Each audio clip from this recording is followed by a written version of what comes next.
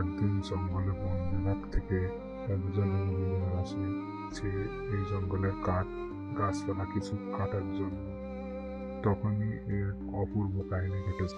সে ভাবতে থাকে জঙ্গলটিও যেন অদ্ভুত, না জানে কিন্তু কাটা ঠিক হবে কিনা। কিন্তু ওই সময় অন্য একটি কাহিনী হয়। কিন্তু ওই সময় ওখান থেকে একটি কঙ্কাল আসতে থাকে এবং সে বলতে চায় যে তুমি এখানে কেন এসেছো, কি জন্য এসেছো।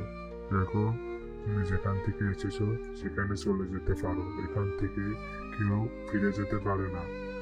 তখন বনরা বলতে থাকে আমি বন বিভাগ থেকে এসেছি, আমি চলে যাব, তোমাকে কিছু করে না তুমি। তখন বন বিভাগ থেকে আসা লোকটি মন খারাপ করে সে কঙ্কালের কথা শুনে চলে যেতে থাকে। এখানেই গল্পটি শেষ।